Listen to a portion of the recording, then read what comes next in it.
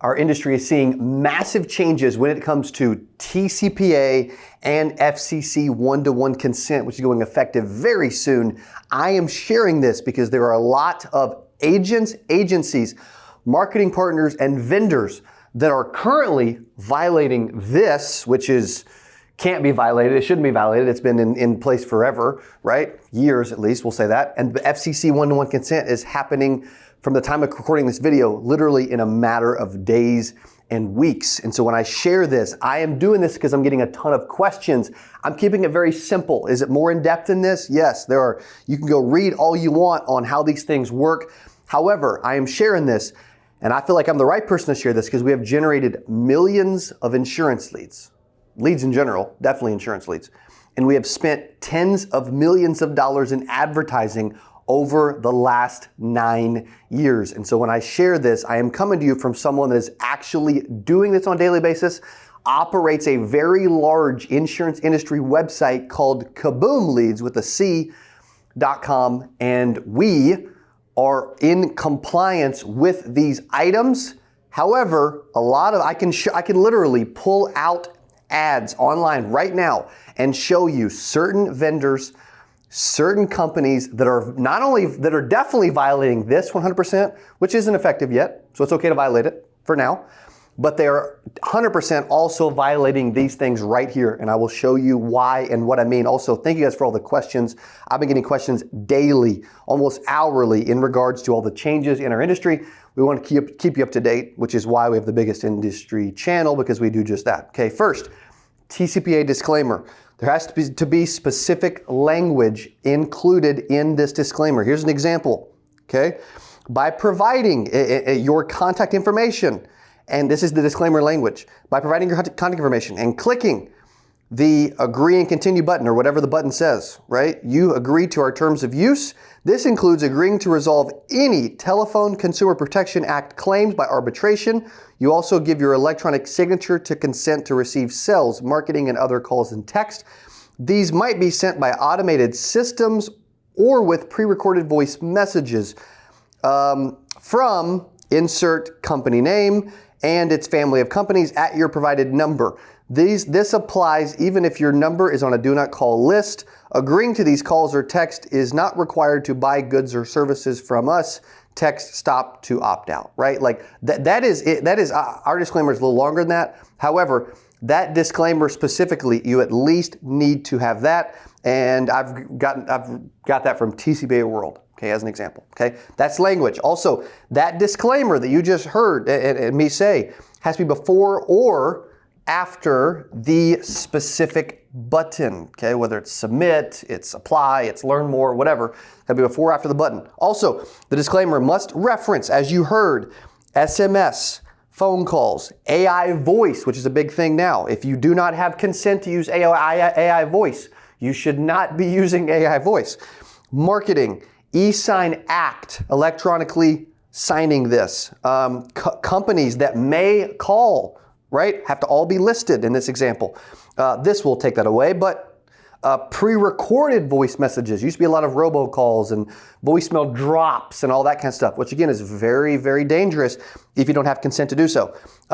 Especially, I would say the biggest things, text, AI voice, robocalls, and voice messages or voicemail drops, okay? Very dangerous. Phone number must be supplied.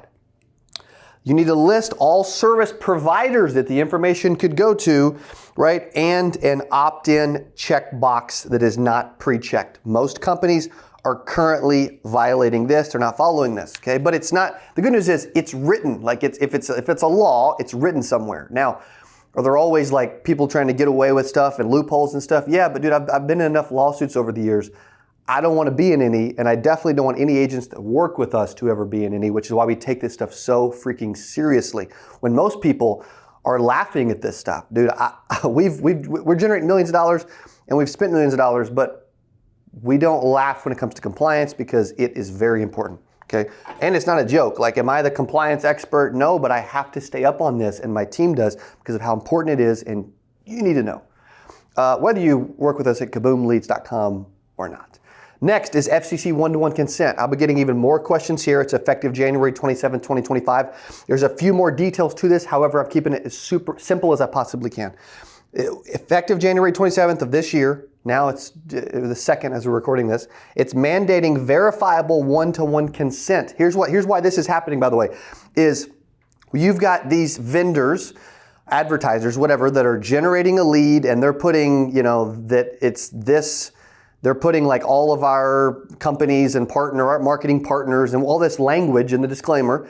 And then the senior, whoever's opting in, and then they're getting calls and robocalls and text and AI voice and voicemail drops and all these and phone calls and all this stuff for years from just thousands of people, and then data that one form is resold thousands of times, right? Who knows when it comes to age leads and data and new leads, all this stuff, right? Shared leads.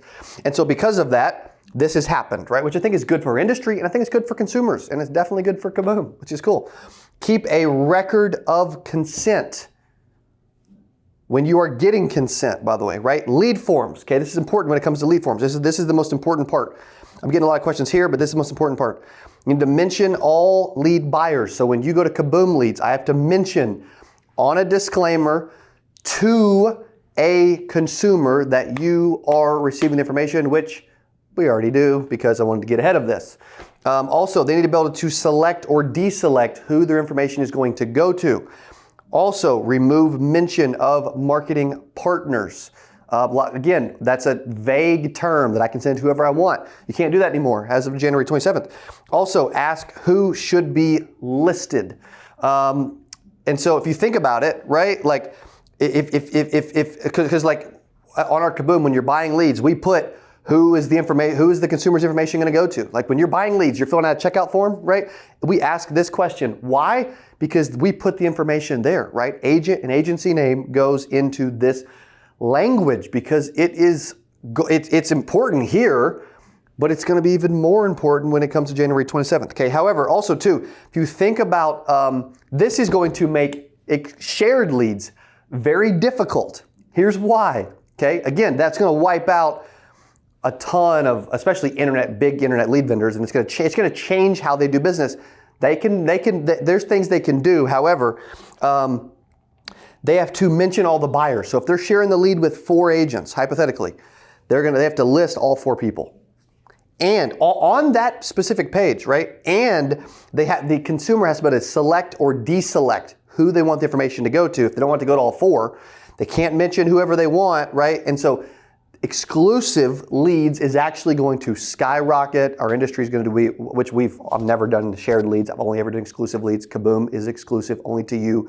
Which is why, if you think about all the things that we do, right? We add the agent's name, the average agent's picture, the agent's national producer number, their phone number, their booking link, their name is listed like 8, 9, 10 times, right? Because of how important all these things are. And we had someone the other day that literally, they knocked on a door, because I still believe in face-to-face sales in a big way. They knocked on a door, right? And the person said, "Oh, I remember you." Like because of their picture was on all the funnels and thank you pages and texts and emails and all that, right? Which is really cool, okay? Big question here, previous consent. You can keep calling your previous leads as long as you have had and keep written consent. Now, if you don't have the consent, I would not call your older leads as of January 27th, okay? Again, we want to stay compliant.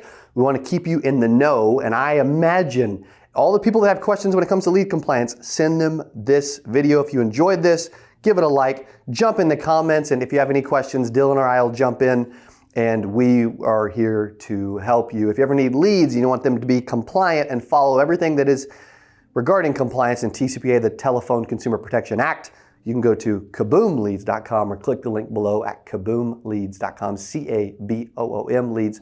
Also, if you haven't tried our leads, you can use coupon code YouTube to get 10% off of your very first order. Have an amazing day. We'll see you on the next video.